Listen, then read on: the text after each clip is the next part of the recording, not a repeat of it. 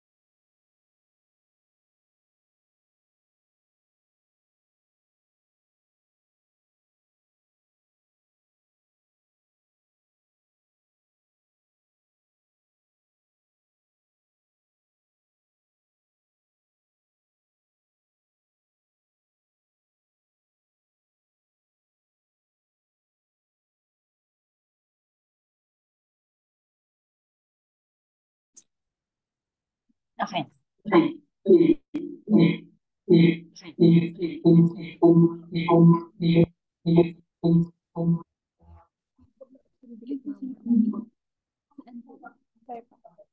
Good morning, everyone, and welcome to today's webinar entitled Nourishing Minds, Nurturing Lives, Insights from Zwilig Family Foundation's Nutrition Governance Program.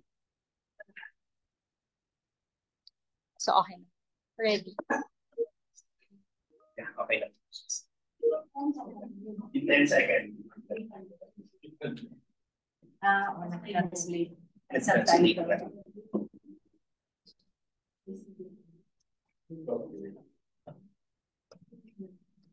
Cue naman ako. 5, 4, 3. Yeah, better what you have in the past. Good morning, everyone, and welcome to today's webinar entitled Nourishing Minds, Nurturing Lives, Insights from Zwilig Family Foundation's Nutrition Governance Program, hosted by the Zwilig Family Foundation. We're thrilled to have you all here with us today. I am Patricia Zabal Mendoza, the Corporate Communications Manager of ZFF, and I'll be your facilitator and host for today's event. Before we start the program, I'd like to remind everyone that we are covered by the Data Privacy Act. You may also invite your friends by sharing this live stream and tagging them in the comments section. Before we start, let's take a moment to acknowledge and thank the following individuals and organizations for joining us today. We have online joining us several LGUs, friends and partners from the private sector and the academy. Today, we'll be diving into a topic that affects many families and communities in the Philippines, malnutrition. We'll take a closer look at what it means for families and communities and learning from a case study based on interventions and programs implemented in Sarangani. One of our objectives for today's webinar is really knowledge sharing to spark discussions and draw insights from various groups so that we better understand and work together in addressing health challenges and concerns.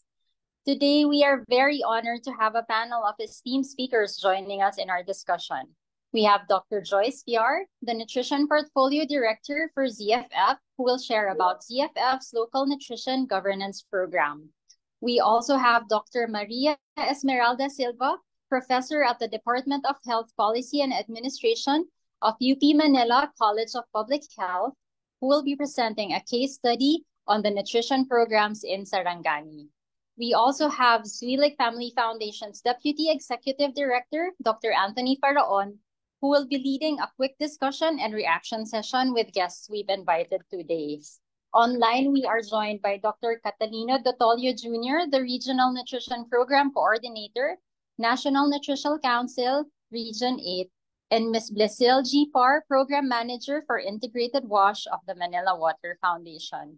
And to synthesize the discussion, we have Mr. Ostier Panadero, President and Executive Director of the Zwilig Family Foundation, who will guide us through the emerging learnings from the case study and the discussions. Again, we'll have the question and answer portion after the reaction session, and we look forward to hearing from our audience. Participants may type in their questions in the Facebook Live chat box so we can read them aloud, and the panelists may answer the questions. To kick off the discussion, let me introduce our first speaker. Dr. Joyce Ann Arandia Villar is a dedicated medical doctor with a passion for public health, bringing over a decade of experience to the field. Her journey began in 2009 when she served as a medical officer in Cavite for nearly 3 years. In 2012, she transitioned to a transformative role with the Zwilig Family Foundation. Throughout her tenure at ZFF, Dr. Villar has spearheaded numerous projects and programs. Notably, from 2012 to 2020, she served with distinction in Region 12, fulfilling roles as both provincial and regional officer. Since 2020, Dr. Villar has channeled her expertise in various CFF initiatives focused on nutrition, underscoring her unwavering commitment to advancing public health and well-being.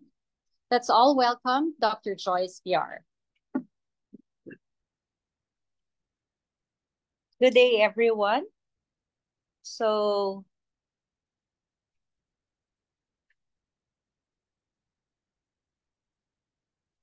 next slide, please.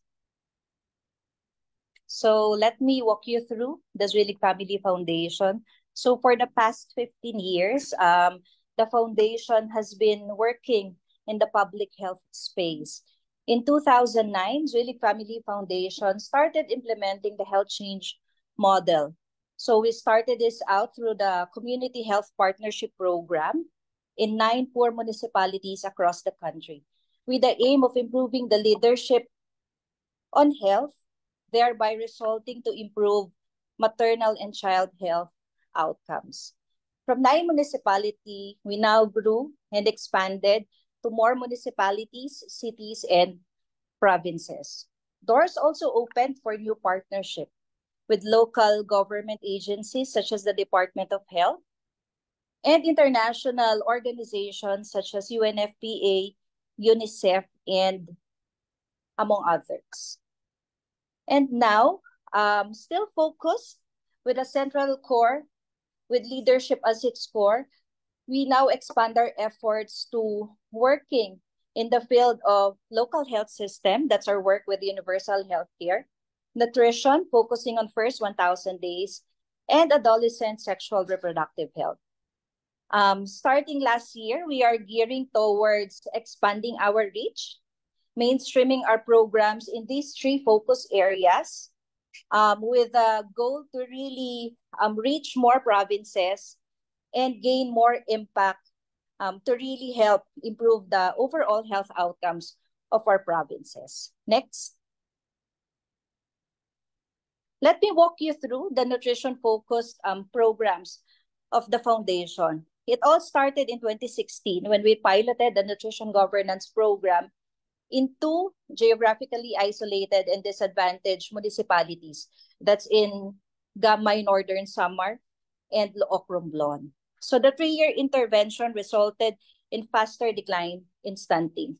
Then in 2019, we're given the opportunity to run a similar nutrition program, but now with the cities. So that's in Puerto Princesa City, that's in Tagum City, in Davao, and in Tacurong City in Sultan Kudarat. So what have we learned with this program? We've learned that despite the pandemic, because the implementation is during the height of pandemic, these 3 cities were able still to improve their nutrition outcomes and invest and increase their investment for nutrition. Now in 2020, we are very fortunate to really model this program not in municipalities or cities anymore, but now in provinces. We started off with 3 provinces, that's in Samar, Northern Samar, and Zamboanga del Norte, with the addition of another 2 provinces, Basilan and Sarangani. In a short while, I will walk you through what happened to these provinces and what have we learned in doing the nutrition program in these 5 sites. Next slide, please. So before we move on, let's now look back and see, what is the current nutrition landscape in our country? Based on the National Nutrition Survey done in 2021, although there are improvements, we are still at 26.7% now in terms of stunting. 1 in 4 children under the age of 5 is still stunted. So along with stunting, other nutrition challenges also prevail, such as wasting, obesity and overweight, micronutrient deficiencies, chronic and energy deficiency, and food insecurity. Next slide, please. Comparing Philippines to neighboring countries in Southeast Asia, we're still included in the top 5 with the highest stunting rates. And given all these challenges, this current reality in nutrition, there's really a need to boost and beef up our nutrition programs. Next slide, please. And one proven strategy to actually address malnutrition is focusing on the first 1,000 days, starting from pregnancy up to 2 years of age. And why? Next slide, please. It is because the first 1,000 days is what we call the golden period. It's a critical stage of brain development. That if we fail to give proper nourishment during this year, it will actually lead to brain impairment. Next, click please. Click please. Yes. So these brain impairment will result to cognitive issues, learning issues, and affects really the productivity during adulthood. So studies show that well-nourished children, so those who are not stunted, complete 4.6 more grades in school, are 10 times more likely to overcome life-threatening childhood diseases, and get to earn 21% more in terms of wages. Thereby, they are more likely as adults to have healthier families. So stunting doesn't only affect the current children. In fact, the effect of stunting is actually intergenerational. Next slide, please. Next slide, please. Click, please. Yes, the intergenerational cycle of undernutrition and stunting makes it harder for a child and their family to raise out of poverty. Just imagine, a generation of stunted children. So a number of missed opportunities for that person. Next slide, please. But the secret to address stunting or malnutrition as a whole is no secret.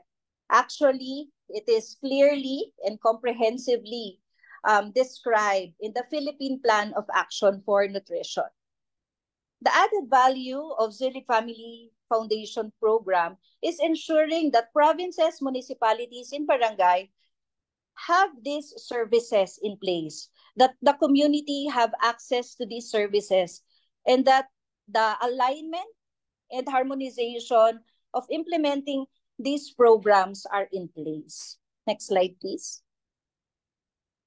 The Zuelig Family Foundation's nutrition governance program, we call it the Pook Malusog. So this is a program for local government leaders, managers, health workers, community leaders, and even families.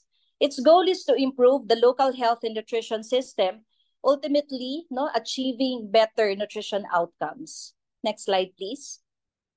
Over the past years of doing nutrition governance work, we have developed a range of programs tailored to the needs of each level.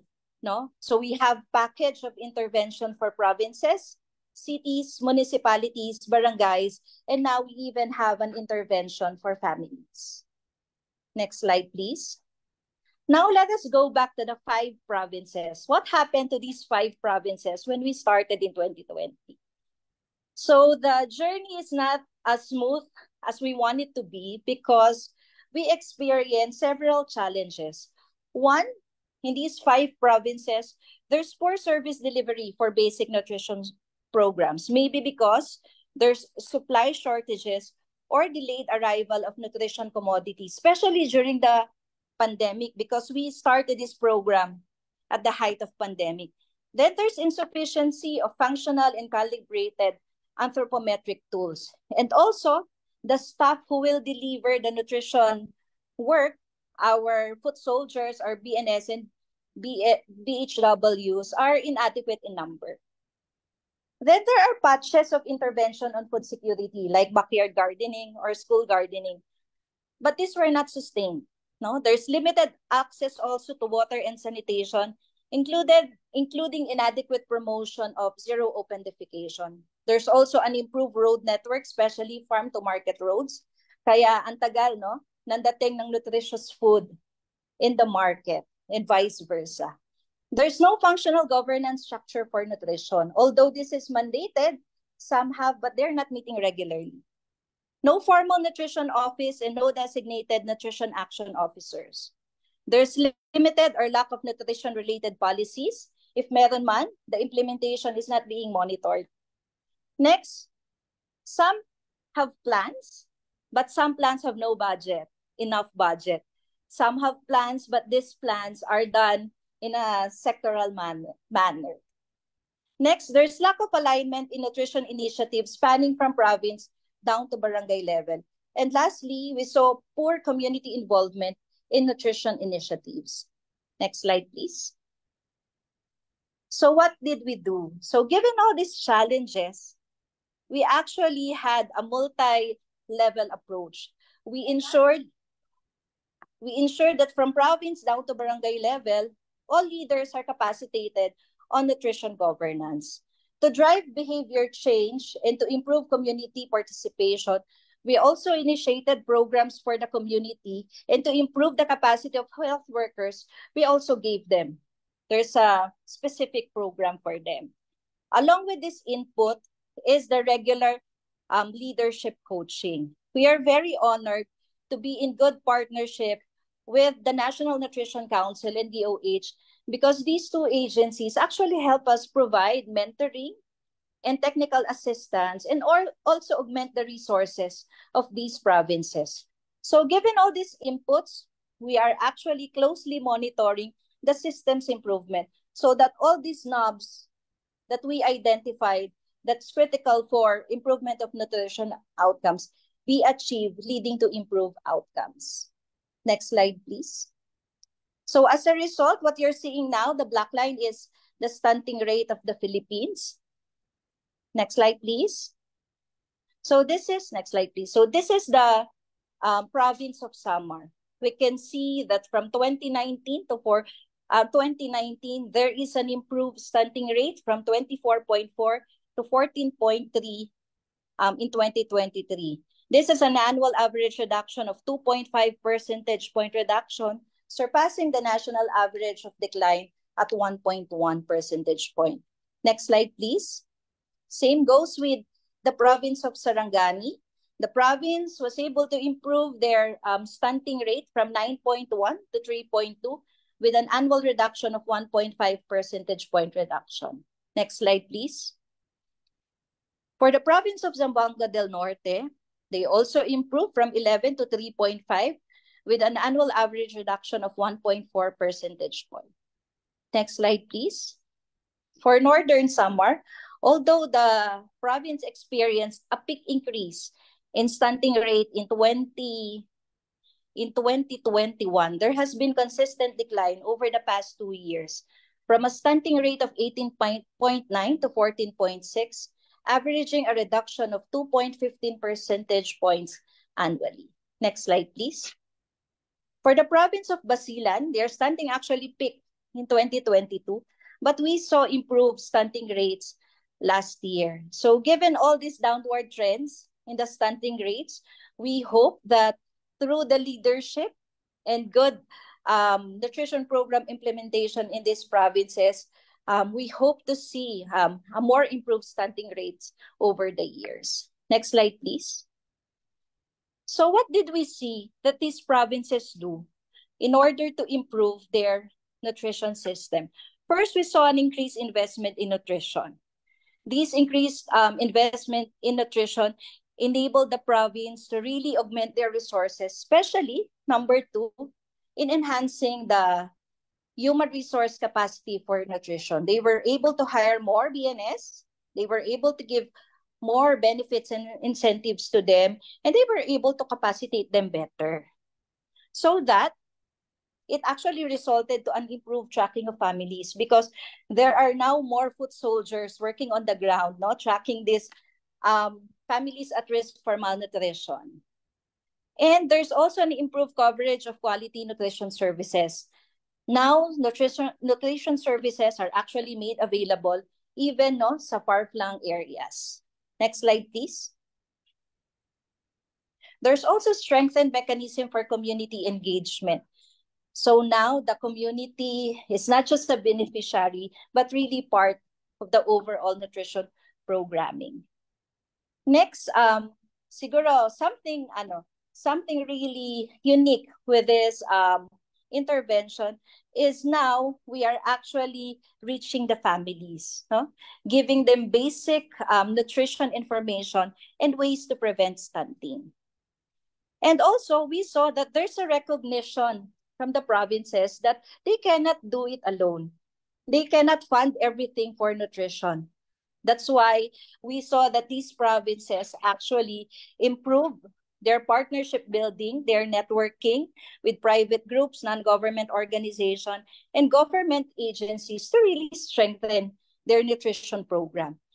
And lastly, all of these factors, I believe, it's because of the strengthened leadership and governance for nutrition. Because now, they know what nutrition is. It's not only limited on the knowledge on feeding or Nutrition Month celebration, but they know now the multifaceted world of nutrition. They know now kung anong gagawin, what exact ways to address malnutrition, and who will they tap to help them achieve improvement in nutrition outcomes. So I think these are the ingredients why these 5 provinces actually were able to improve their system that resulted in the improved nutrition outcomes. Thank you.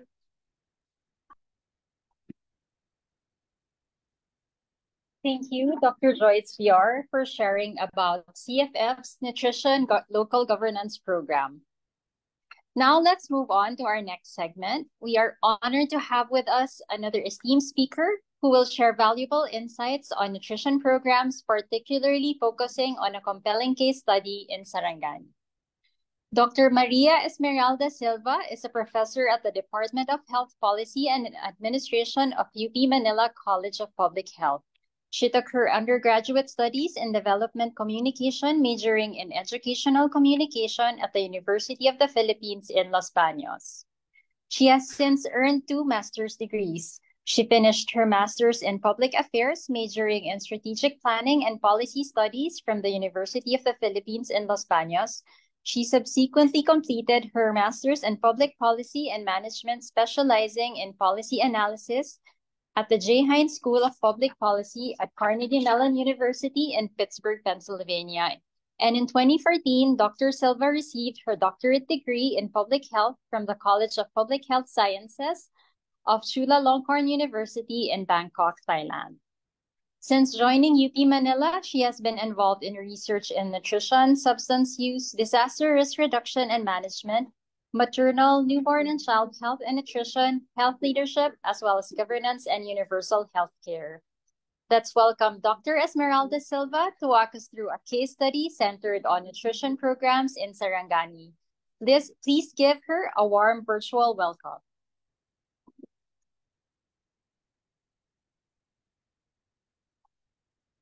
So good morning, everybody. And first, I'd like to thank ZFF for an opportunity to present the results of our study.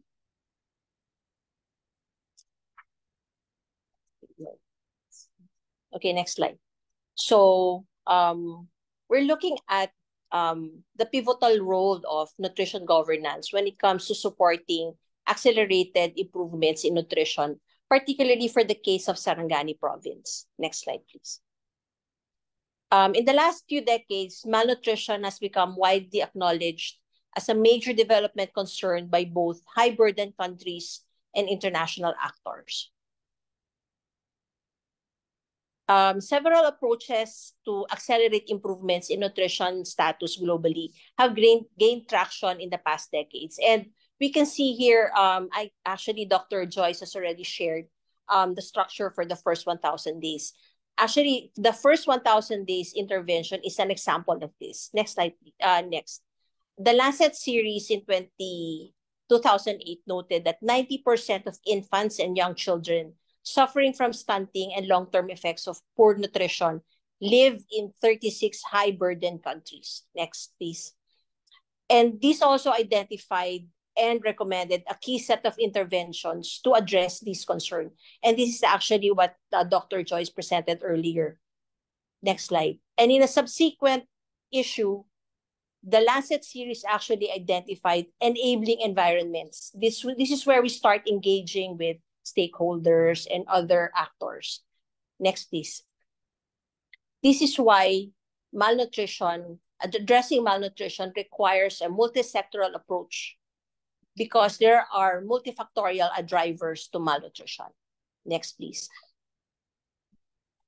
Although nutrition, as we know, has been traditionally embedded in health programs, it is actually frequently considered homeless within government because it does not have a natural institutional home.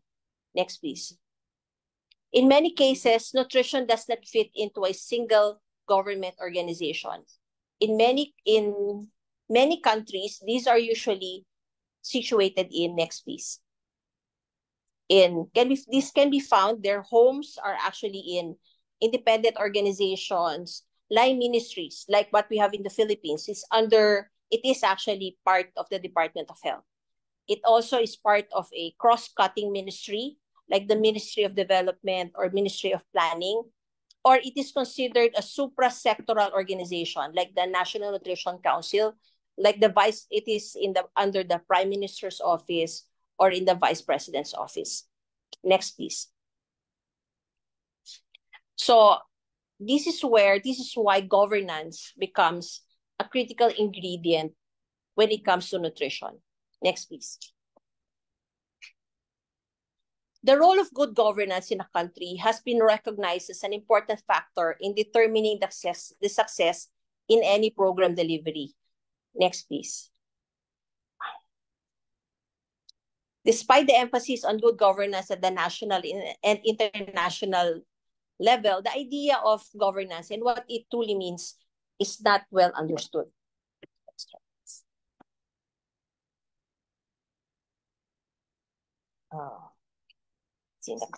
Next, please. So what is governance? Governance is the exercise of power and mandate to make choices on decision and actions.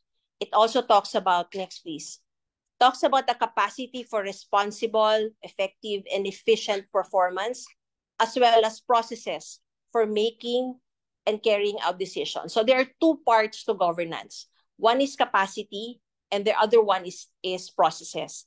And these definitions incorporate a variety of elements. And as you can see on your screen, it talks about accountability, efficiency, monitoring and evaluation, and participation. Next, please. So what is nutrition governance? Nutrition governance is decision-making processes and institutions in place to solve nutrition problems. Specifically, it talks about institutions and connections that influence interactions between different stakeholders. Because as we know, there are different actors and different agencies actually and different offices that need to work together. So the hallmark of successful nutrition governance include responsiveness, accountability, citizen participation, and at the very least, government's operational ability to plan, manage, and control policy and service delivery. Next, please. So several authors have studied different constructs, and you can see this in literature. Next, please. Next. Okay, so these are usually what we would find in literature. But for our case, for Sarangani, we looked at 4 or 5 largely. So political commitment, knowledge, resource capacity, policy, and structural coherence. Next, please. So political commitment talks about acts of leadership. Acts of leadership that actually are put in place to make sure that the processes and capacities that are needed to support nutrition. Policy coherence, on the other hand, talks about having mutually reinforcing policies across different sectors and across different levels. Because in the Philippines, we have to understand there are different levels of governance, and policy environment across those levels need to work together, and they have to mutually reinforce what is needed to be done for nutrition. Okay, so and literature also tells us that nutrition policy makes for good governance, but it is not sufficient. You also need structural coherence, vertical or intersectoral coherence, and horizontal or across different governance levels. They need to work together to be integrated for better implementation. Next, please. And resource capacity, and we all know this. It refers to investments made in the different, what we would call the resource building blocks, in financing, human resources, and technologies. Lastly, knowledge. Data and knowledge systems are in place to support the sharing and use of information across different levels. Next, please. So what does the nutrition situation look like in Sarangani? Next slide, please. Sarangani province and its 7 municipalities showed substantial improvements in the prevalence rates of undernutrition, stunting, wasting among 0 to 5-month-old children and nutritionally at-risk pregnant mothers. In a study that we did the early part of last year, next slide, please, healthcare workers at the MLGU perceived that the implementation of nutrition-specific programs targeting pregnant women and children did well. So if you can look at the table on your screen, the middle column actually enumerates or lists all of the programs that they found that did well. Okay, and there are still programs that we perceive that did not do well, but at least we have a longer list that actually did well. Next slide, please. And they also perceived that the coverage of selected nutrition-specific programs was wide and inclusive. We asked them, out of 10 clients or 10 individuals, how many you think did you actually cover? So as we can see, they actually did well. It's like 8 out of 10, okay, or 4 out of 5 of the target clients of the different programs actually were covered or reached by the program. And this speaks well in terms of the delivery of the service. Next slide, please. Overall, the positive nutritional outcomes of the province were largely or achieved mainly due to the changes in the behavior of the target population. And we identified 8 factors that did this. So it was from, of course, investments in human resources, financing, and stronger relationships with the NGOs. But I would like to emphasize, next please, that they also acknowledge the strong support of their leaders from the province all the way down to the barangay. And this has resonated with the healthcare workers who participated in the study. Now I will move on to the province itself, the provincial leadership. Okay, so nutrition governance in Sarangani will go through the 5 constructs. Okay, so next slide, please. So when we talk about political commitment, the LCEs were able to support and implement nutrition-specific, nutrition-sensitive programs at the province and municipality levels. This was attributed to their deeper appreciation of nutrition and its underlying system. And our respondents at this time acknowledge the significant role that the nutrition governance program of ZFF has helped them in this aspect.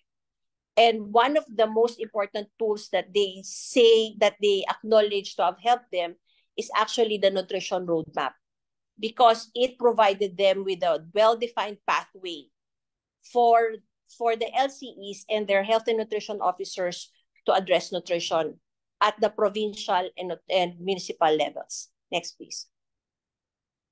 And we found a strong political commitment at the provincial level. This helped create a supportive environment for nutrition. Over the past 3 years, the provincial government of Sarangani has adopted 2 pathways. One is investments made, and the second one is in the creation and implementation of convergence programs. I'll go through this one by one. Next, please.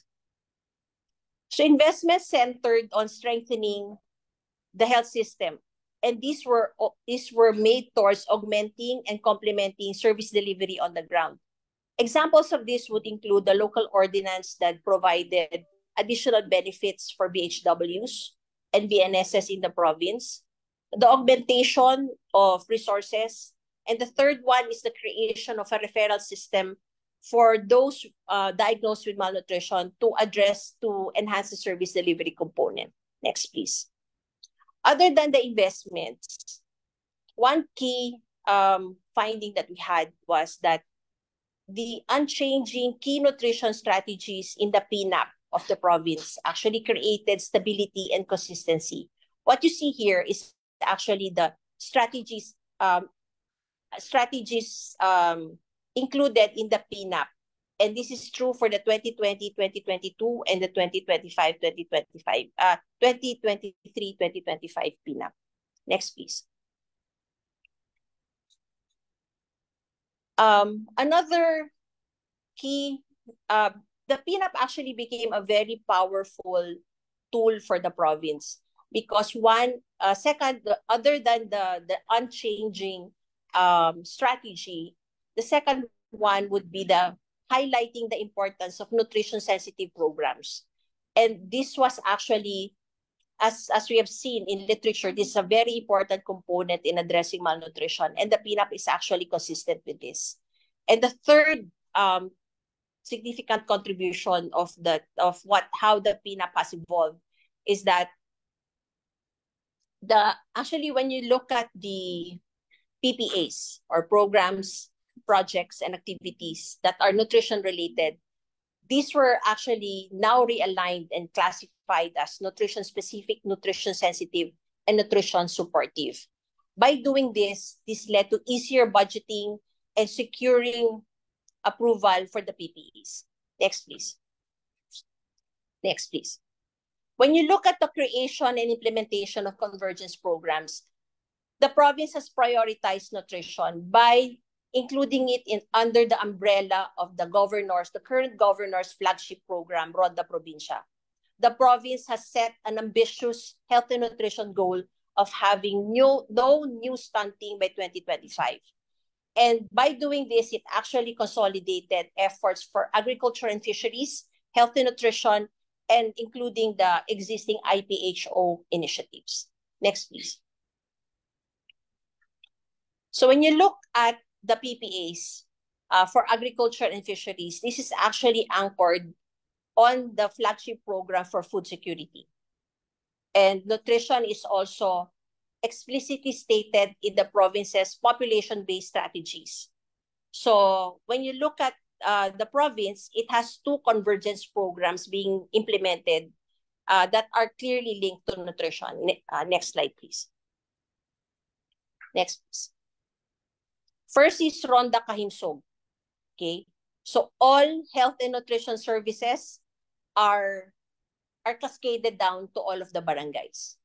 So Tutok Buntis, on the other hand, so this is a one-stop shop mentioned program that is delivered all the way down to the barangays, specifically to the GIDA areas. Next, please. Next, please. So Another important convergence program that the province is leading right now is that it already has a food and nutrition security plan with the vision of sustainable, globally competitive agri-fishery sector towards healthy and well-nourished Sarangans by 2025. The plan was funded by the province and co-developed with a team from the different municipalities. Next slide, please. Next, please. So, the existing institutional mechanisms, what the province did actually as part of its strategy for convergence programs is that existing institutional mechanisms were leveraged to support the flagship initiatives of the province. So this is an advantage because there are clear deliverables because it's part of an existing mechanism like PNAP.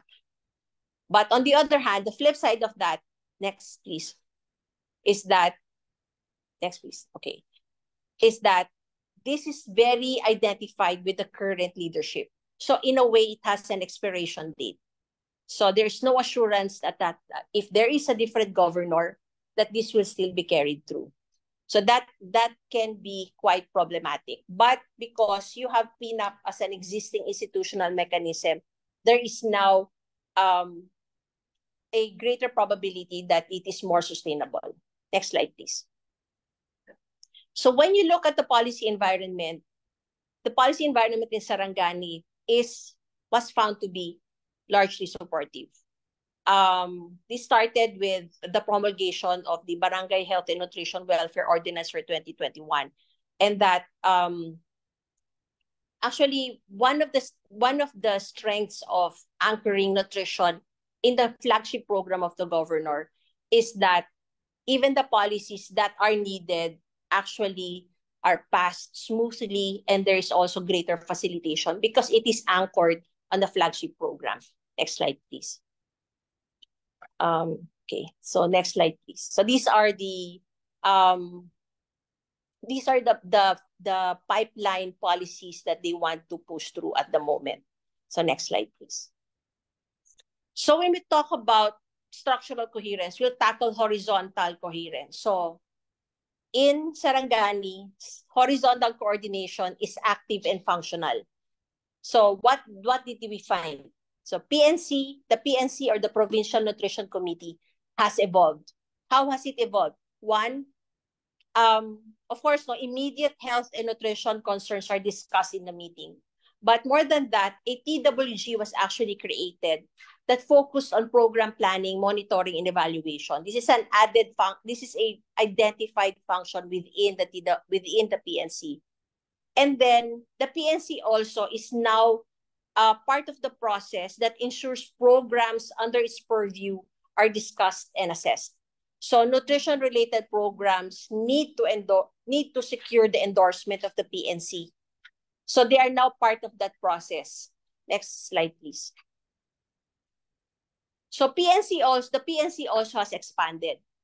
The expanded membership of the PNC has brought in different NGOs into the discussions and decision-making when it comes to nutrition in the province. This diversity is a strength and also a challenge. One is a strength because now you have deeper and more thorough discussions, but it is also a challenge because you need quorum for everybody to get there. So there are more people that you need to secure attendance from. Next slide, please. Next. So the province's relationship with the different NGOs has led to stronger engagement with them. So first, there are two projects actually. The NutriBac project. So this is a relationship between, it's an agreement between Mahintana Foundation, Alabel MLGU, and the province. And it's a bake shop, but it also is an economic enterprise for the LGU. Tugon sa Gutom program is a program with Sea Oil. It works at the household level, and based on its initial findings, it is actually it's being found to be an effective intervention. Next slide, please. So structural coherence, no, can you go back? Yes. So the structural coherence can also be challenging, especially for newer initiatives. So when you, especially like when you're talking, this is something new, the food and nutrition security. The plan itself, the way it is now, does not identify convergence or integration points between agri-fisheries and health and nutrition. This makes for harder coordination. So this has to be built in. So the coherence, the horizontal coherence might not be as strong as something that's more established, like the Provincial Nutrition Committee. Next slide, please. So when you talk about vertical coherence, the vertical coherence, so that comes from the province all the way down to the barangay, is still challenging, largely because of the devolved setup of health and nutrition. It is fragmented. So the province-led programs, if you remember from the previous slides, the province-led programs actually are delivered directly to the barangay. But the problem here is that there is now little to no incentive actually for it to be integrated at the municipality level. Next slide, please. So resource capacity, we look at financing. So one of the very interesting things about the BHW and BNS Welfare Ordinance in 2021 is that it earmarked budget for the allowances of BHWs and BNSs. And this has greatly improved the working conditions of the health workers. The budget for most programs nutrition programs are tagged to other earmarked budgets like GAD. For health human resources, as we have said, they have additional benefits. And they have indicated explicitly that this has greatly improved their performance and productivity. Medicines and supplies, the province has invested in complementing the supply of MLGUs and leverage relationships with NGOs when supply is low. And for the health information system, they have created what we've called SHIMS. Next slide, please. So the province right now has invested in SHIMS to be the backbone for its program planning, monitoring, and evaluation. It's actually down to the household level. SHIMS is envisioned to assist in household profiling, particularly in mapping and targeting beneficiaries for interventions and services, since it contains updated family profiles. So it's really down to the household level, which will greatly improve targeting and making sure that those who need the services get them.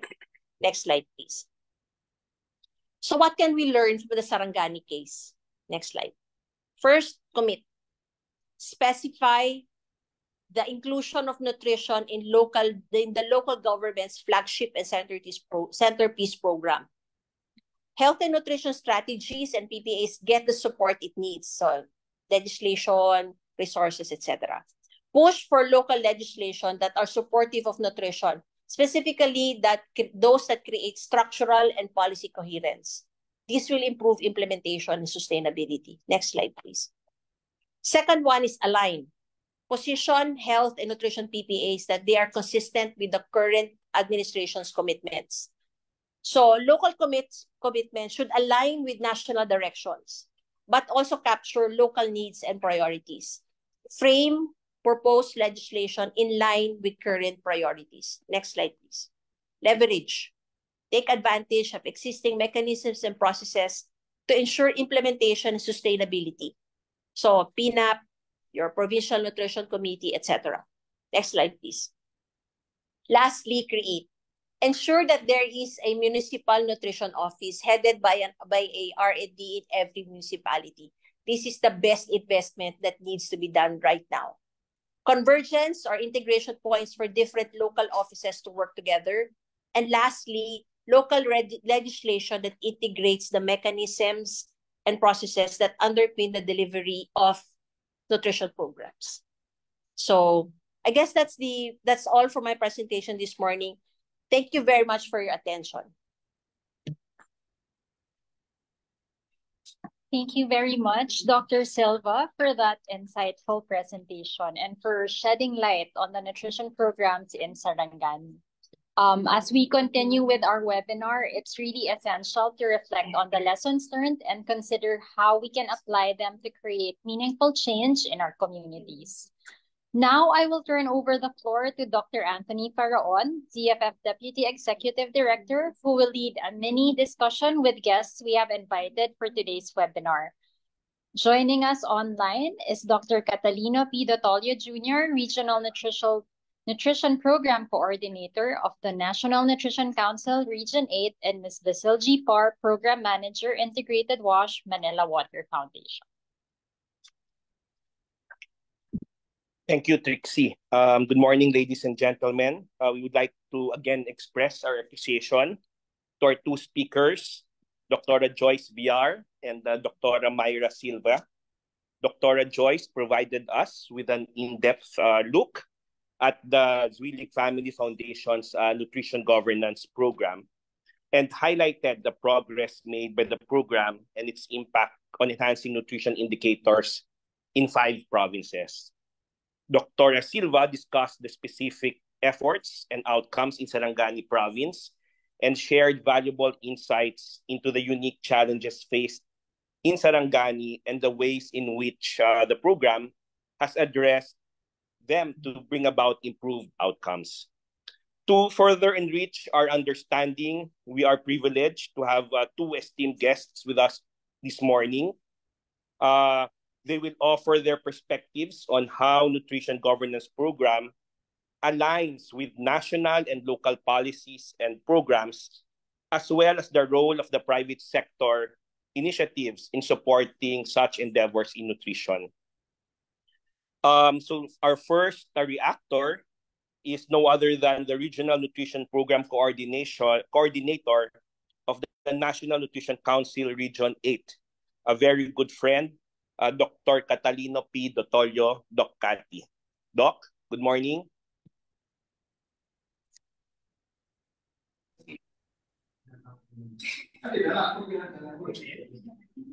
Okay, so good morning. Good morning, everybody.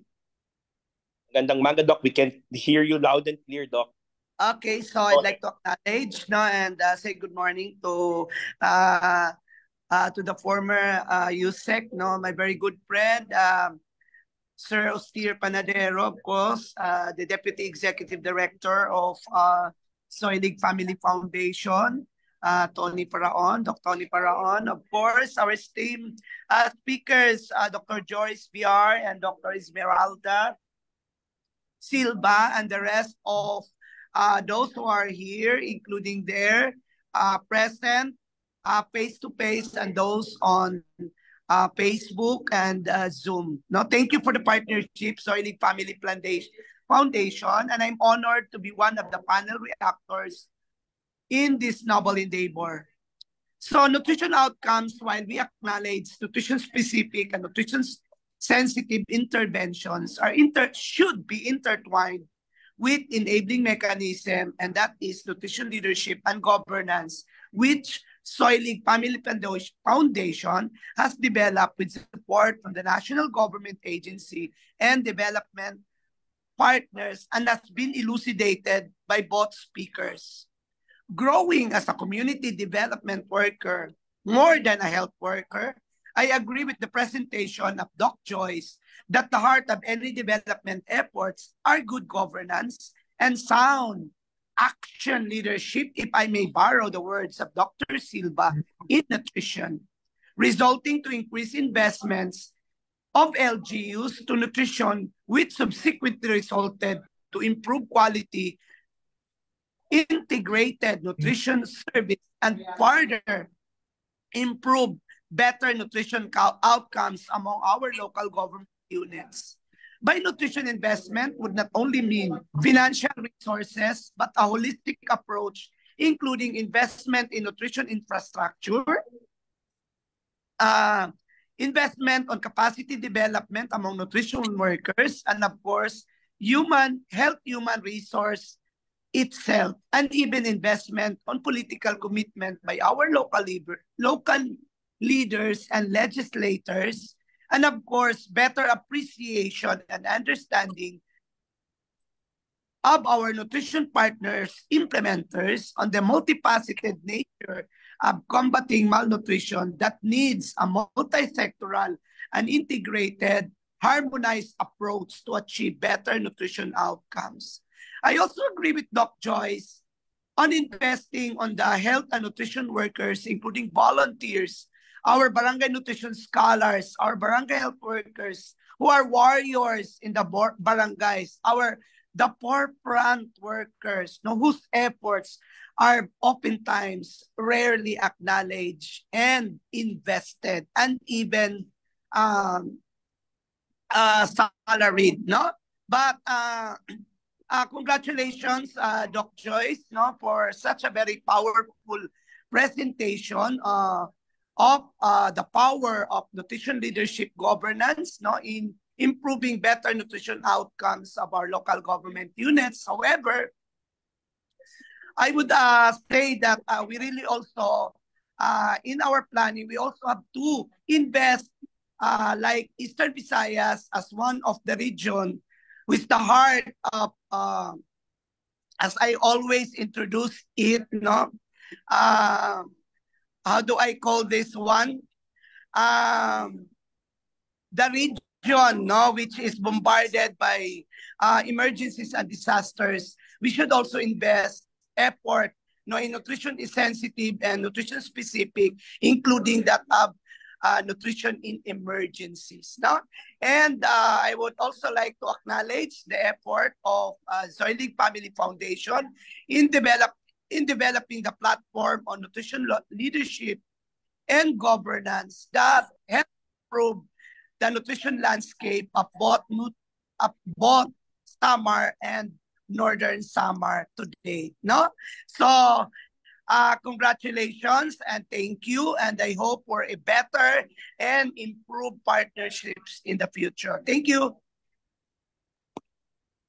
Thank you very much, Doc Kat. Often I think what you emphasized here is that aside from the nutrition sensitive and nutrition specific interventions, it should really be intertwined with leadership and governance, such that our local leaders are investing in nutrition, which would result to investments as well to improving the capacities and competencies of our health workers, and also prioritize nutrition in emergencies. Thank you again, Doc Cathy. Next, our next reactor is the manager of the Integrated Water and Sanitation Hygiene Program of the Manila Water Foundation, and the co-chair of the League of Corporate Foundations Health Committee. Let's all welcome Ms. Blesil G. Par. Bless, good morning. Hi, good morning, Doc. Thank you for having me, and thank you so much for this very insightful session. So I'd like to also acknowledge all of those who are tuned in this live feed, and for all of you who are all healthcare professions and concerned with the nutrition and health of communities. So it's actually very much refreshing to be invited to this session because, as you know, as opposed to many of you are healthcare professionals, I am actually a WASH practitioner. So we implement these water access, sanitation, and hygiene programs. So I was glad to see that in the presentations it was emphasized the enabling mechanisms. So we are under the nutrition sensitive interventions. And it was in 2020 that we got involved in a project concerning malnutrition. It was actually, to be honest, it was my first time to encounter as such, because normally we would build water systems, but not necessarily have to directly integrate that to a particular health or nutrition program such as malnutrition. It was only in 2020 that we really immersed ourselves in it, and we really saw how the interventions are actually so much intertwined and needed, especially that during that time it was the pandemic, so we even had iterations.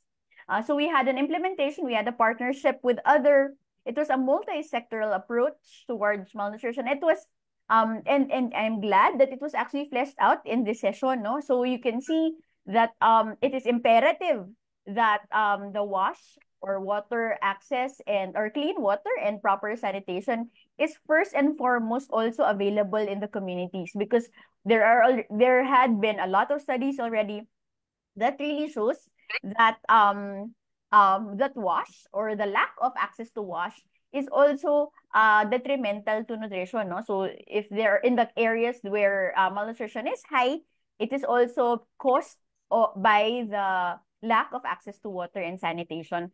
And in our 3-year program in Camarines Sur, no, in the implementation of that program, we particularly adopted a municipality that didn't have access to at least 24/7 access to clean water. They only had like 6 hours of water per day. And we decided to partner with that local water district and rehabilitate their system and really also capacitate them, improve their operations and maintenance procedures so that they could have lesser downtime and really ensure that the quality of water that are actually delivered or serviced in the pipes are clean, no, or past the PNSDW, or the Philippine National Standards for Drinking Water. And true enough, after 3 years, after the improvement in their water access, we have seen the great change. In fact, so much so that that particular municipality used to be in the top 10 highest cases in that particular region. But now they have been removed from that list because of that incredible change. No? So of course, this is not so just because of WASH, no?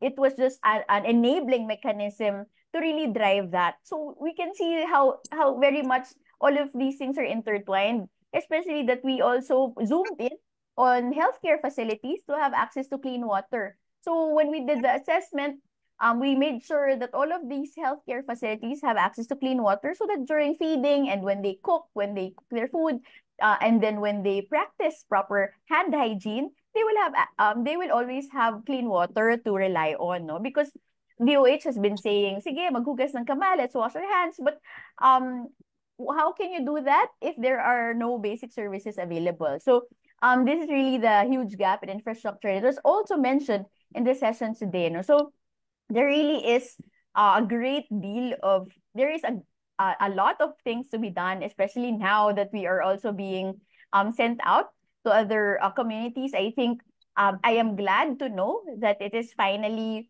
getting traction, a lot of traction, in fact, so much so that DSWD also have their Philippine Multisectoral Nutrition Program that allowed us to also take part in. So it was DSWD who invited us that to be part of the nutrition sensitive intervention. So we can see the change of mindset already, and we're hoping that this particular change of mindsets and ensuring that all of these basic services are in place, we can actually move towards, you know, drastic change in reducing, and if not eliminating, at least reducing significantly the cases of malnutrition in the Philippines. No? So I am glad these case studies in the mentioned communities in Sarangani and also in other places, no, these are very helpful insights and really learnings that we can always replicate in other areas, and we really hope to do that, no. So all of these knowledge that we are doing in these partnerships and involvements that we are doing or having at the moment are very crucial, because we all know that it takes really a multi-sectoral approach to address the problems of malnutrition, no? So, and especially, I am glad that Dr. Catalina also mentioned earlier, our most valuable players here are the BNSS and the BHWs, and we have seen their work on the ground, no? So, we are also learned that supporting them and teaching them properly will also catapult the change, no? So, by just really hand-holding them at the onset and identifying the right personnel, no, to manage all of these nutrition programs. If we provide if there's empowerment and there's proper support, then you can see that, you know, the effect is actually exponential. No? So we've seen that very much. No? So I'm glad we have this kind of learning session to talk about it and to flesh out all of these insights and learnings, no, and all of these inputs. And we also can see the power of political will, no? So we can see the power of the LGUs when they prioritize it. If it is top of mind, then you will see the change over time, no? You will see that the fundings are actually allocated appropriately as well, no? So the private sector will always be here to help and to support the local government units, no? And it is still much important that they are open and that they are also willing to jump in with us, no? So I am thankful for this opportunity. So thank you very much, no? So But before I let you go, okay, Bless, sir. and before you thank the audience, because you Okay. mentioned the private sector is very open to Yes, support the sir. government. Yes, sir. And of course, you shared your programs in Camarines Sur and the importance of the enabling interventions. May I just ask you to quickly share other intervention, other collaborative, collective efforts to address malnutrition, and that's to wear your other hat in the League of Corporate Foundations. Okay, yes, sir. Kindly So share this thank you, Doc. Thank appreciate. you for that. Yeah, so besides the existing program that we have, um, and we are now replicating that in Pampanga, we actually have what we call the LCF Initiative for Food Security and Empowerment. So this is also a multi-sectoral approach with the private sector and select communities. These are actually priority communities, also already partner with ZFF, no? So we are zooming in on these particular areas, especially in Visayas and Mindanao. And we are glad to be part of this. So what are we doing? We're actually consolidating support and then really organizing ourselves in the private sector. So what do we do for WASH? First, we actually assess the WASH needs of these particular target communities. And then we pinpoint also particular interventions. When we know, for example, because the problem with water is pretty much complex, no? It can be water quality, it could be access, it could be availability, it could be infrastructure, so many other things, no? So we have to be able to assess them very carefully so that we can also identify the particular interventions that are needed. Is it infrastructure? Is it knowledge building? Is it really just merely support for tools, no? So we're trying to organize all of these so that we can provide a tailor-fit solution, no, and that will really catapult change that we need. So the support that LCF is actually doing with other private sector is actually, it could be capacity building support, and of course funding for all of these necessary tools and resources to really implement these particular programs. We already have we already have a template. We already have a playbook essentially of how to do it. No, it's just really a matter of which ones are applicable to the particular community. So I'm glad that LCF is very much active on this, and I think more and more organizations are actually seeing jumping in. So I think that's a good thing about it, no? And we're also seeing a lot of private sectors being interested in it. It was also mentioned earlier about WASH it's nutrition during emergency. So also that's something that we're looking into as well, no? So really a lot of things going on in terms of all of these nutrition programs. As when you say nutrition sensitive and nutrition specific, the program interventions can be broad, but the good thing about it is there is always a solution for every problem, no? So I think that's one thing that is keeping us really going, no? And for as long as we have these partnerships and we keep on talking about it, I think that makes it we're gaining a lot of traction, and people are kind of getting more information on how to go about it, and it's easy to replicate all of these success stories on the ground. So thank you. Yeah, thank you. Thank you, Bless. Think you very well emphasized the need for multi-stakeholder partnerships and multi-sector collaboration, and that us in the private sector and NGO sector is really very open to supporting the government. So as we wrap up the reaction session, we hope that the discussions and the insights shared by our speakers and our guests have inspired us all to continue championing the cause of nutrition governance and working towards improved nutrition indicators in our communities. Park your questions or type in your questions. We have a virtual Q&A later. But let me now return the floor to our host, Ms. Trixie. Ms. Trixie. Thank you, Dr. Tony Faraon. And thank you, Dr. Tolio and Ms. Parr, for that very engaging discussion. It was really good to hear from other sectors about all the learnings, about the discussions that we have this morning. We have time for a quick around 15 minutes of Q&A. We received the questions in the Facebook chat, and I will address them. But if you do have questions, feel free to type them in, and our panel will be answering. So I think we'll start with Doc Joyce Villar. There's a question here. Is there a longer-term analysis to verify if the reported decrease in stunting rates can be explained by specific interventions or represent a natural rate of decline? So we're not yet here na. So thanks for that question. So I just want to say that we're not yet done with these 5 provinces. In fact, in Basilan, we'll be extending our work up to 2026. But in these 4 provinces, we want to really see the continuous improvement and the contribution really of the intervention done in improving this in improving the nutrition outcomes of these provinces. So very well noted. We will continue monitoring these 5 provinces, and we'll give a status or progress report on this 5, and hopefully they will continue whatever gains they have now. Thank you. Doc Choi, sorry, there is another question.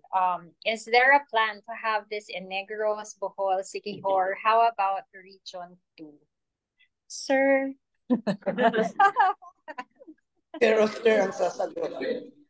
Well, we're very much open. So like what I've said, we're gearing really towards scaling up our intervention and reaching more areas. So for those interested, just shoot me an email.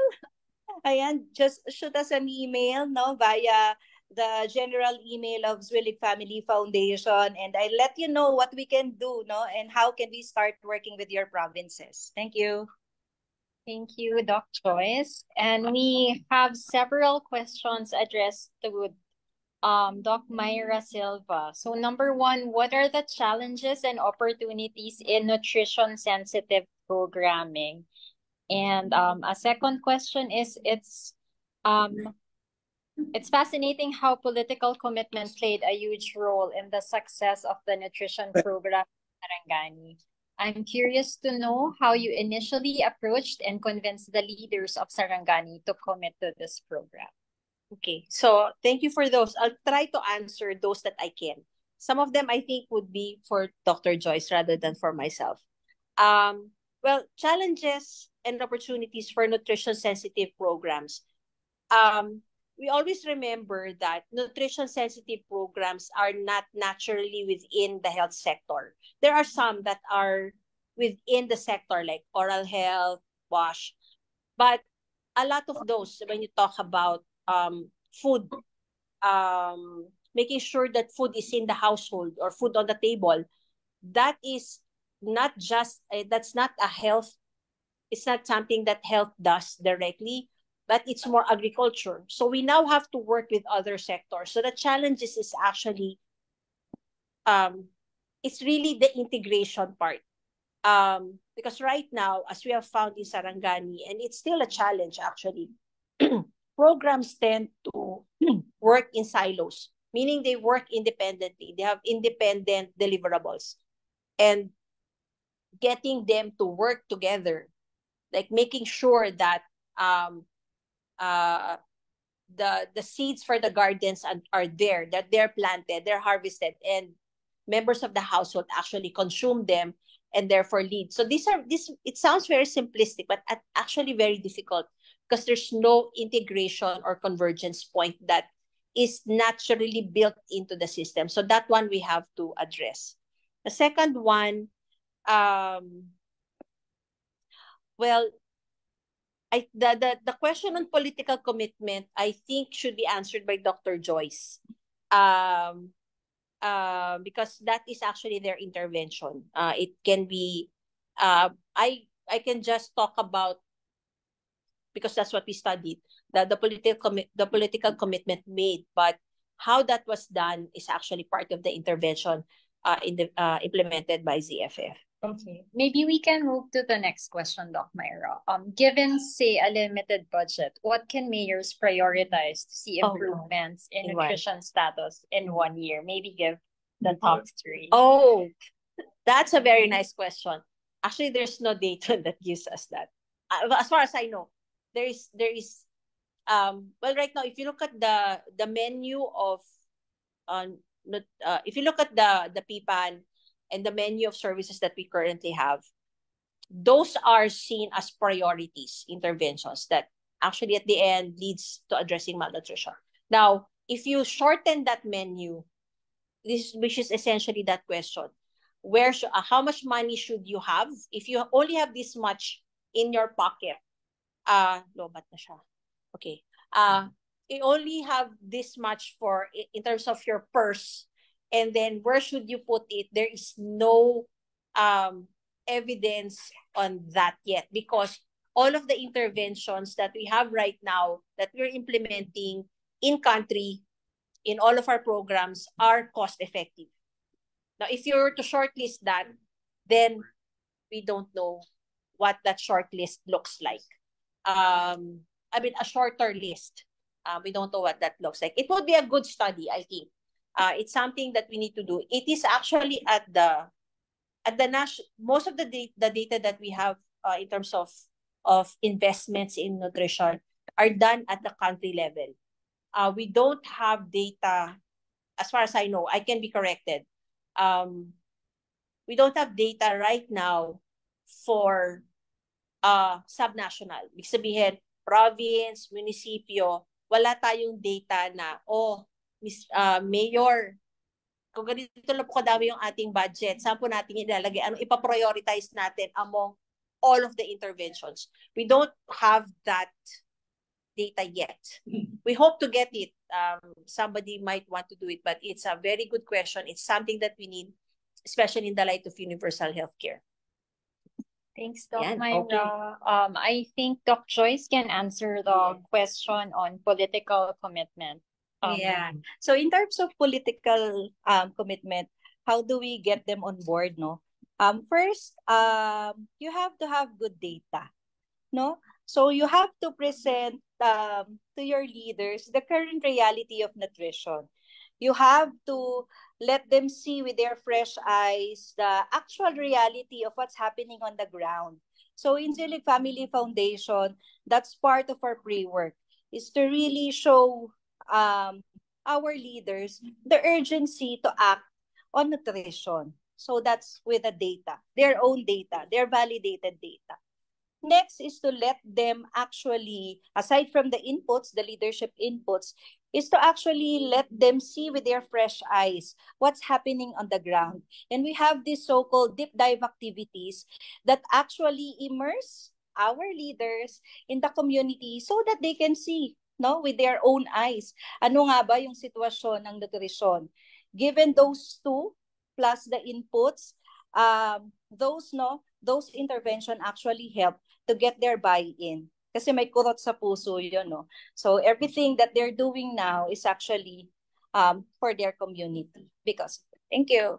Doc Joyce, before we let you go, there's another question specific to the program. So, were there recurring challenges that the program faced, and how did the portfolio handle these challenges?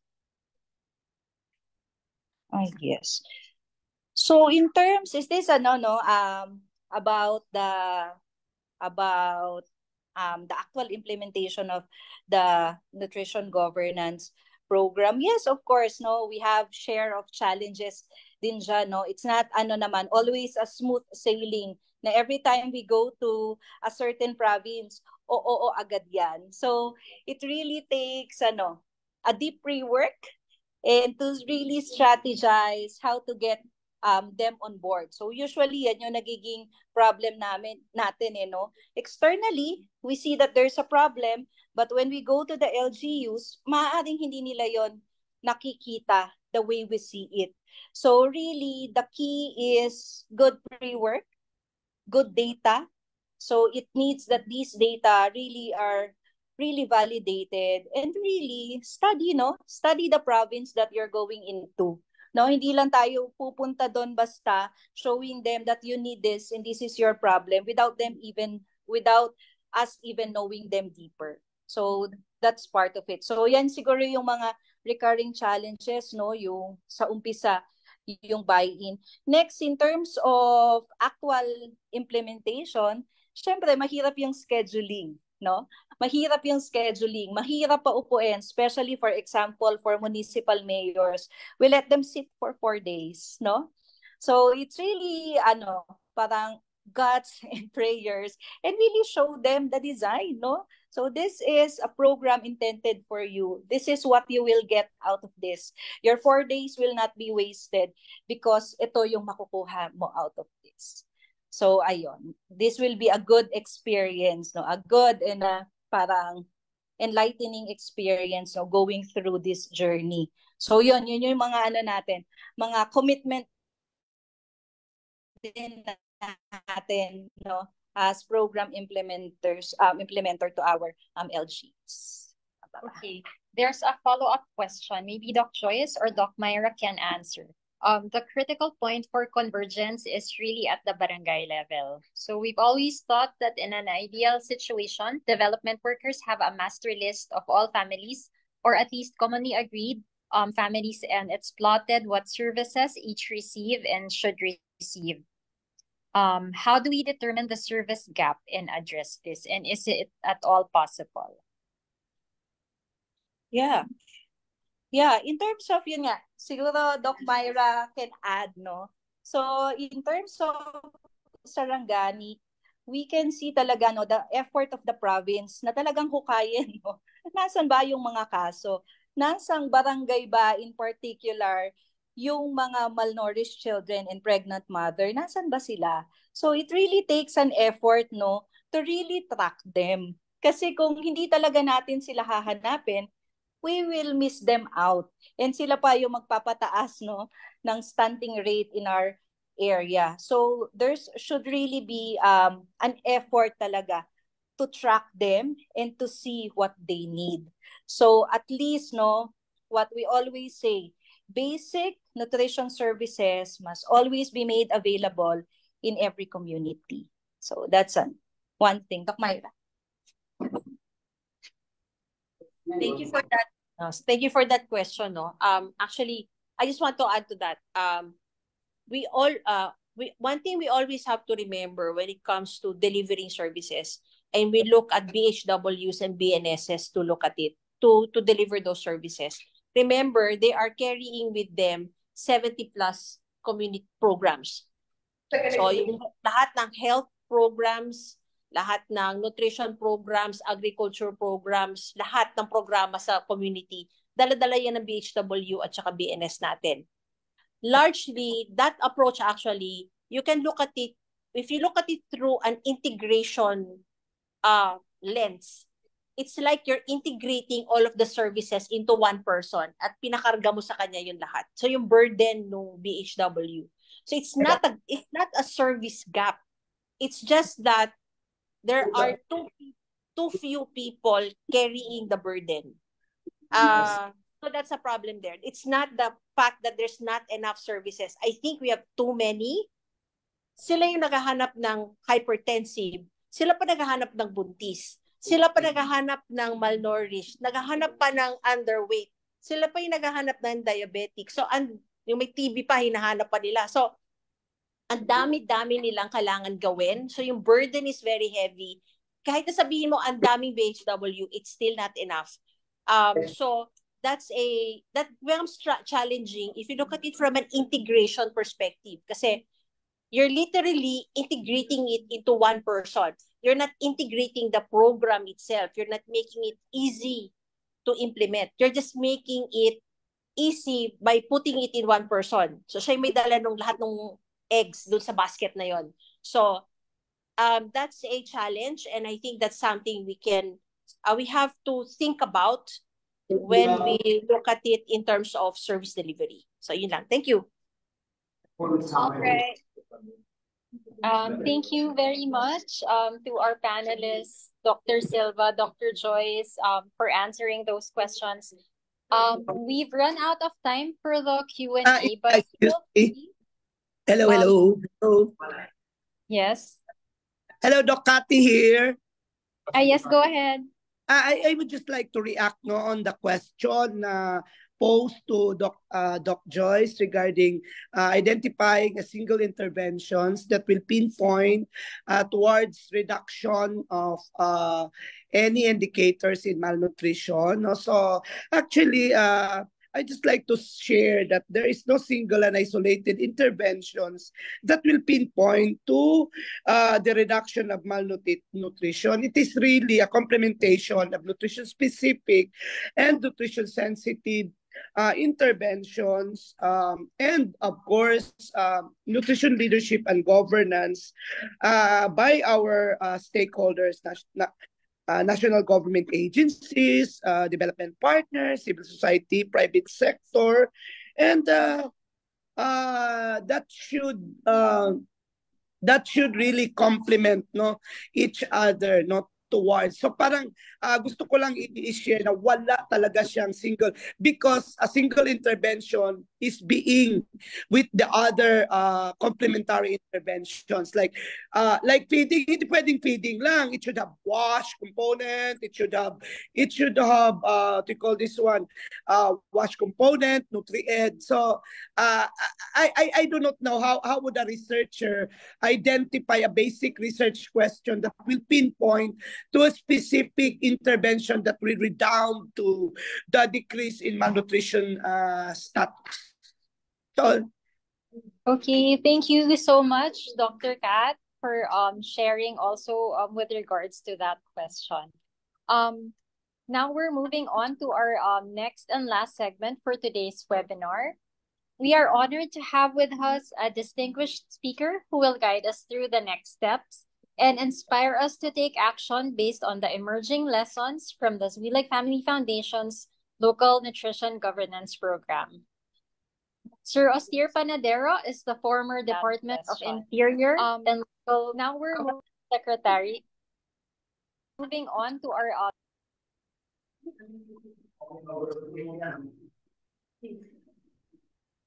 next and last segment for today. Sir Ostier Panadero is the former Department of Interior. We are honored to have with us a speaker who will guide us through the next.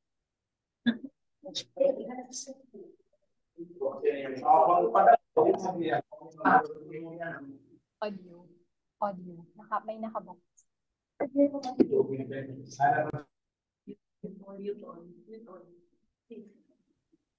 Will guide. Audio. May nakabox. Audio. May nakabox.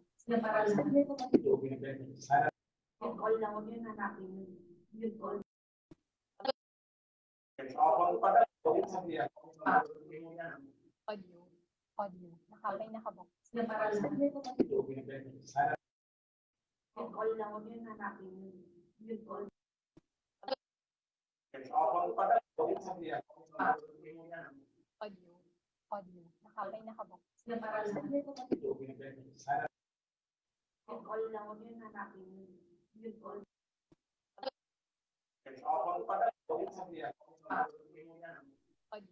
All right.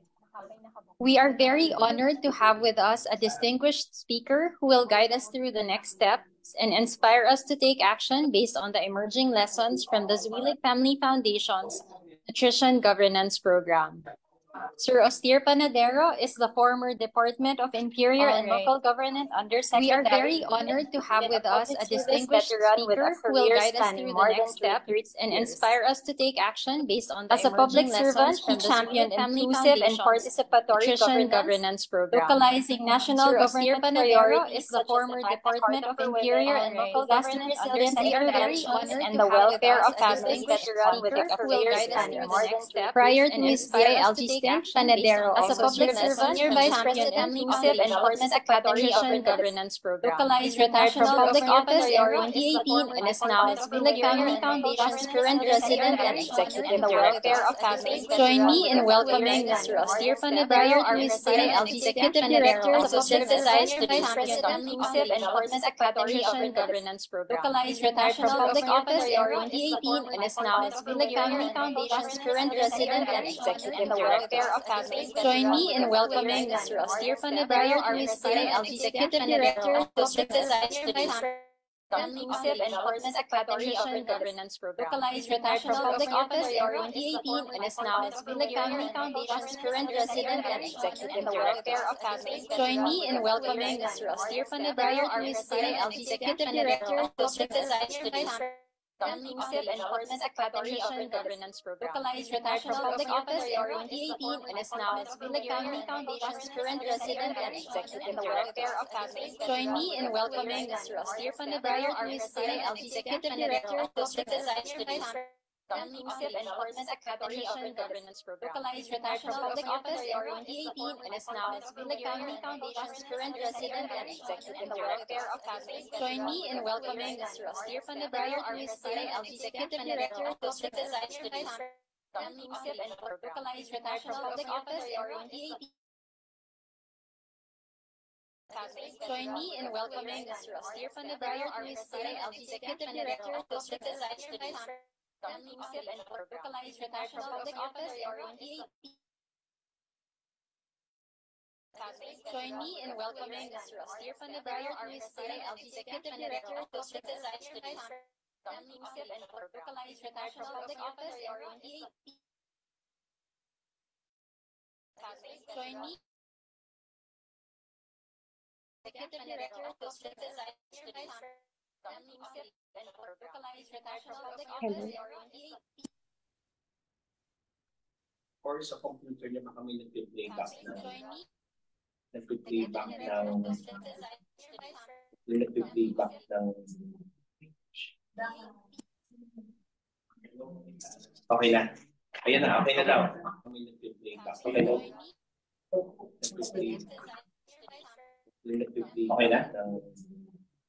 Thank you. Yes. Okay, so Okay let's na. proceed. So first of all, good morning, everyone, and let me thank Prof. Myra and Dr. Joyce, Dr. Tony, Dr.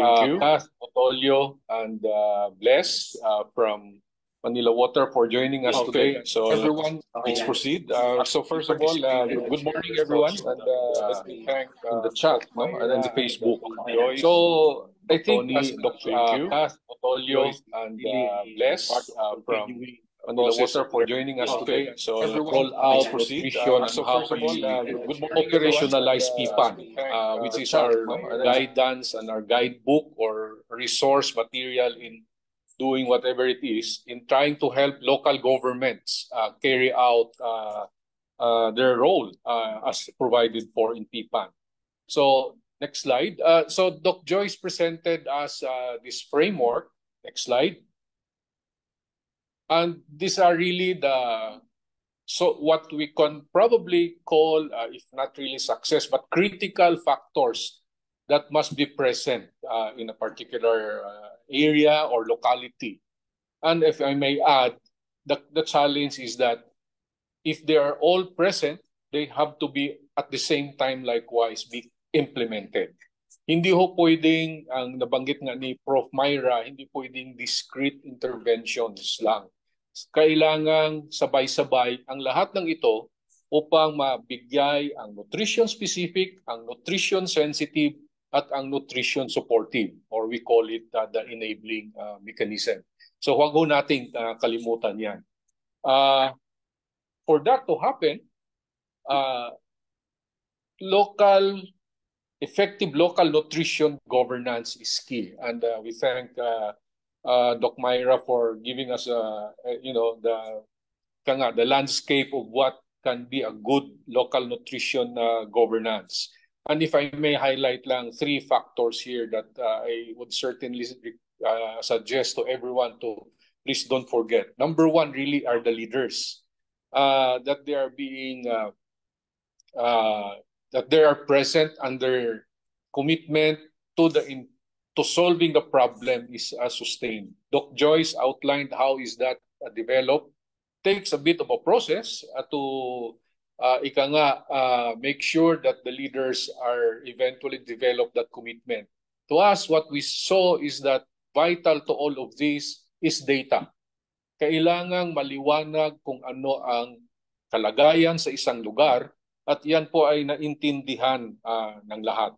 At hindi lang ng leader, kung hindi ang lahat ng kanyang, tawag natin ay leadership team or ang kanyang work group that has to be really mobilized for the purpose. Because if there is a committed leadership, the next element is really a very challenging one. As pointed out by Doc Myra, nutrition and food policies and programs are complementary interventions. They are not, again, nowadays, hindi lang natin pwedeng tingnan na health issue ito o nutrition lang. Kung hindi pati na yung ating mga programa sa agriculture, ay kailangan pagsama-samahin. It requires policy. Local ordinances need to be passed. The structures have to be created so that it can facilitate the integration of this. Ang masasabi lang natin dyan ay each LGU would have their own way of addressing this. We saw today how province of Sarangani addressed this very challenging and complex task, especially bringing down the program to the lowest level possible. The third is, it is not sufficient that you have the programs and the policies. I think we have to highlight as well the need to achieve a certain scale. Hindi ho maaari na, and this is probably evident in the coverage of OPT, Operation Timbang, that are being carried out. To understand better the situation, hindi ho maaari na 20% lang ang na-cover mo ng OPT. Ang guidance nga sa atin ng NNC ay hanggang maaari, yan ay 100. Pero pwede na rin yung 80%. We are suggesting, go for the gold probably or the silver and say 90% is covered by OPT. Bakit kamo? Because that is crucial in determining the magnitude of the problem, but more importantly, it is critical in planning your interventions. Ang intervention na po na yan ay kung marating natin ang 90% of those who need the intervention, there is greater chance that you will improve the outcome drastically.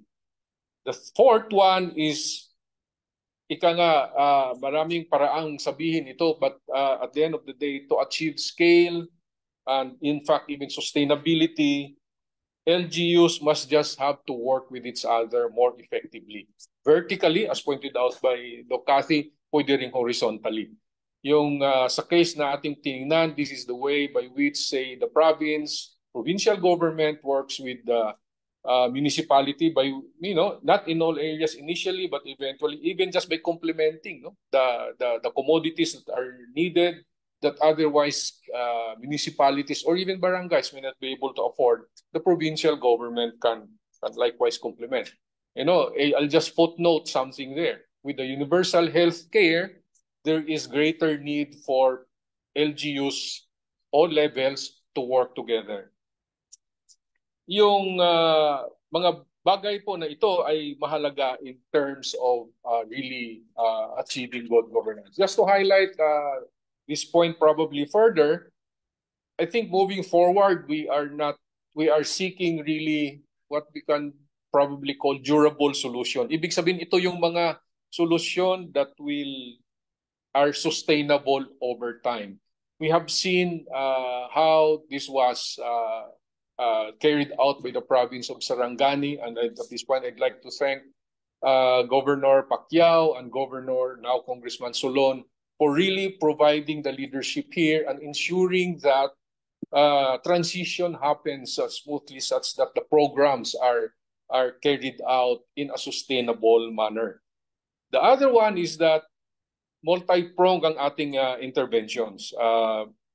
Not working in silos. Ang banggit nga kanina ni Doc Myra, kung minsan homeless ang nutrition. But in LGU, they all come together at that level. So especially when you say na lalo na sa barangay, where at the end of the day, it's the BNS that really carries a lot of this burden. In fact, I would probably, suggest if you are looking for where to invest, consider the BNS as your best investment because they provide you with data, they bring the service, they track the progress, and tells you whether things are moving or not. Pangatlo ay ang, in governance, we look at really systems and structures. So kailangan talagang ma-mainstream natin sa local governance systems. Nutrition, the targets concerning nutrition. What do I mean by that? Planning has to really, at the local level, has to really be made more nutrition responsive. Visible ang nutrition. Part ng diagnostic natin kung ano ba ang mga development goals. By the way, nutrition is, I think, SDG goal 2 or 2. Yan yung mandato po ng ating pamahalaan, ang Zero Hunger, SDG 2, which is the framework of all LGUs in their planning. But we don't stop in planning. Budgeting is equally important. And this is where I think I call attention.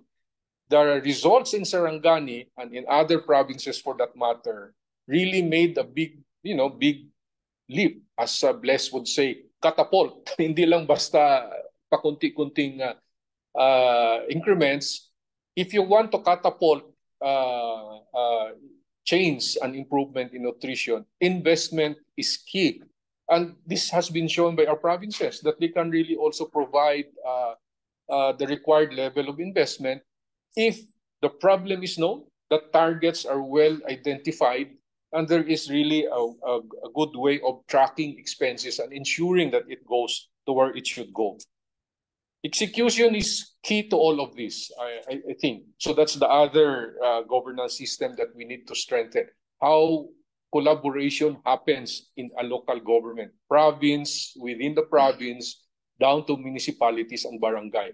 There are mechanisms that have been shown in the Sarangani, and in the future we'll share with you other mechanisms that are also tested and tried in other parts of the country. And the last but not the least is really scale. Again, just to drive home the point. Scale is critical in all of this. Lawak ng mararating ng isang programa para maibaba talaga natin ang nutrition. I think in all of these things, there are some shifts or mindsets that we have to consider, and that, as highlighted by our speaker, the silo approach is not really going to give us good results over time. It has to be multifaceted, multifactorial, if I may use the word as I saw earlier. But at the end of the day, it is about really more collaboration. Targeting is key, yung knowing who are really the priority families that need to be attended to, and that can be only visible. Next slide. If within the local government there is effective collaboration and increased recognition of nutrition as a major development outcome that the local government through its leaders would want to address and improve drastically in the shortest possible time. So let me end this synthesis and wrap up by calling again our LGU colleagues who are in this in our webinar to re-examine your systems and see how and where, in what aspects can you improve certain things given your insights here. I'd like also to echo what Bless mentioned, our colleagues in the League of Corporate Foundation. Bless mentioned about a program that different groups have now banded together so that we can partner with LGUs in a more purposive way and responding to their concerns, and for that matter, establishing more partnerships with local governments, getting more guidance from them. So let me also close by thanking the National Nutrition Council, Doc Dotolio. Maraming salamat po. And NNC for continuously providing the guidance in the effort to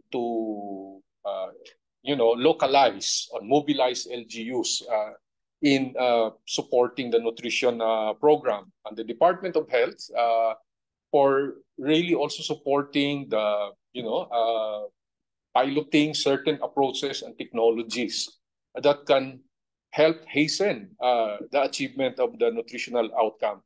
And our local League of Corporate Foundation partners for now coming together, and hopefully there will be more of us working with different local governments. Let me just add that, in fact, there are, if I'm not mistaken, close to 10 provinces who have actually touch base, are responding to one of the questions earlier, touch base with us in terms of doing similar approaches in their area. So we look forward to those partnerships. And it's a good start that the leaders themselves, so these are governors who express interest in also addressing their nutrition challenges, so to speak. So we look forward to more partnerships and collaboration in all of this. As we said, hindi ito kaya ng isa lang. Lahat tayo ay kailangan upang iusad ang ating mga adhikain sa usaping nutrisyon. So probably one way of looking at this moving forward is all this effort. We know already that there's a strong work in terms of rehabilitating existing cases, but preventing new ones is really the bigger challenge. Thank you very much. Good morning, and everyone may have a productive day. Thank you, Mr. Austir Panadero. So as we conclude today's webinar, we would like to express our gratitude to our esteemed speakers and to our enthusiastic participants for their active engagement. Your insights, questions, and contributions have made the session truly enriching. So we invite you to stay connected with the Zwilig Family Foundation through our social media platforms and join us in our future initiatives. Before we sign off, we ask you to take a moment to complete our evaluation form. For those who will request for e-certificates of attendance, kindly fill in the form to receive them via email. And again, thank you once again to everyone for your participation, insightful questions, and commitment to creating positive change. Have a wonderful day ahead. Thank you. So how many part of the 130?